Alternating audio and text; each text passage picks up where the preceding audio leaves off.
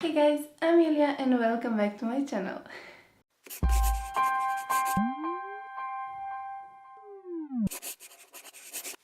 So before I'm gonna start, I'm gonna say sorry if my voice sounds really weird, but I'm just getting over a cold and yeah, sorry about that.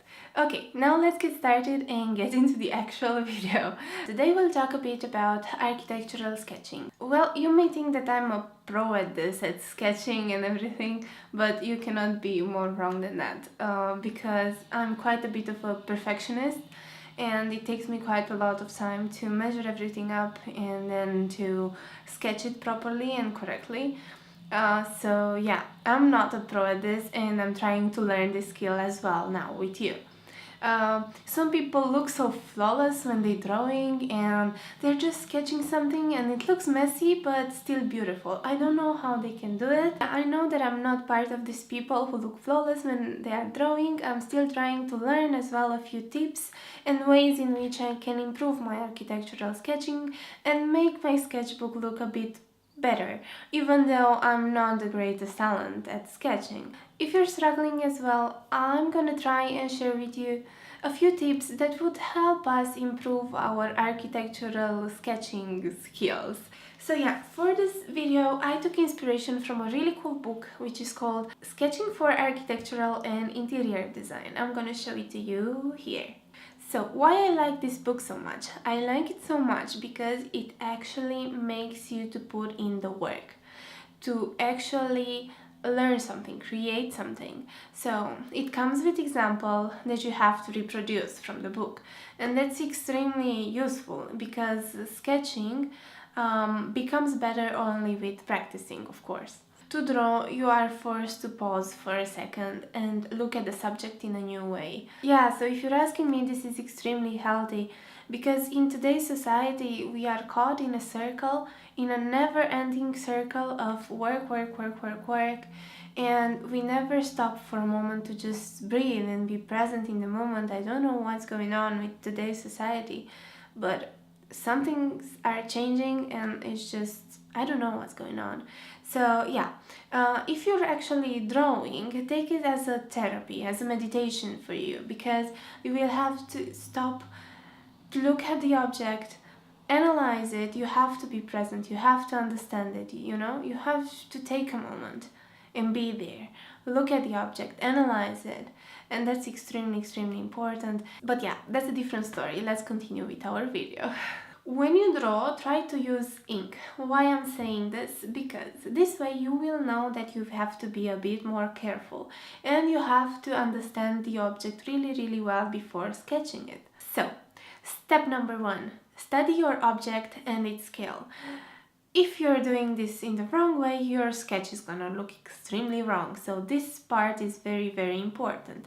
I wanted to ask you, do you know how to measure using a pen? This is a really cool technique that I learned in drawing school. So if you don't know it, I could do a video about it. It's very fun and it's extremely useful when you're drawing, especially when you're sitting somewhere outside and you want to draw a building that you're looking at. Maybe you're in a study trip or something, and you have to sketch a pavilion or a building, a museum, a house, whatever, and you want to get that scale quite right. I have a few methods on which you can measure that building using just your pen, and that's really cool. So if you want to see a video of that, let me know.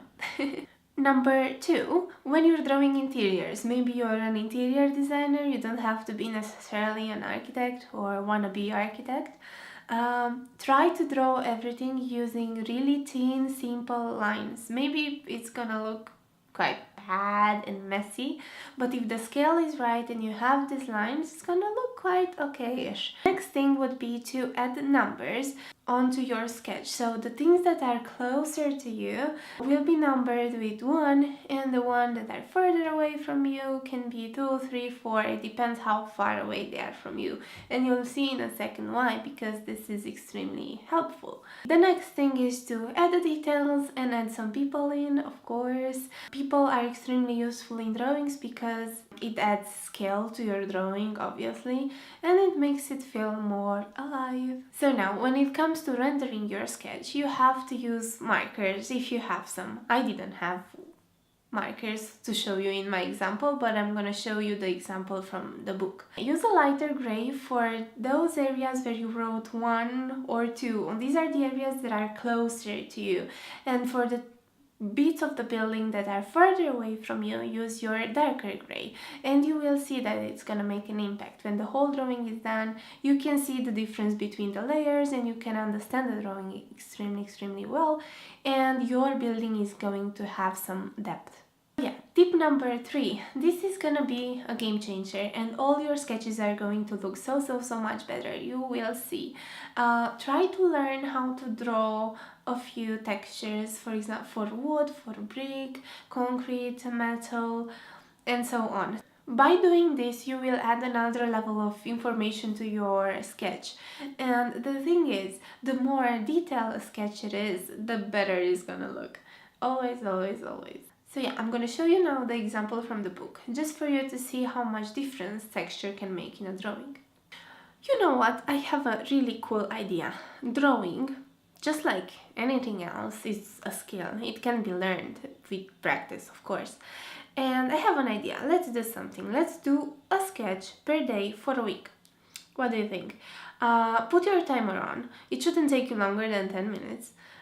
Just something simple, but I guarantee you that you will see so much progress after a week of drawing. 10 minutes a day, 1 sketch a day, and yeah, I'm gonna do this as well. I'm gonna share it on my Instagram. Please, if you're drawing this, tag me, because I would love to see your drawings as well and to see the progress in 1 week. It's just amazing. Hopefully quite a few of you would take on this challenge and do this with me for a week. Thank you so much for watching, guys. I hope you enjoyed this video. Sorry for my really weird voice. I hope you enjoyed this. I think this is a really cool subject and we can improve the skill together and we can all have really cool sketchbooks as well. Thank you so much for watching. See you next time, guys. Oh yeah, also, if you enjoyed my video, you know, all that tam. Don't forget to like, share and subscribe to my channel. Thank you so much for watching and see you next time. Bye!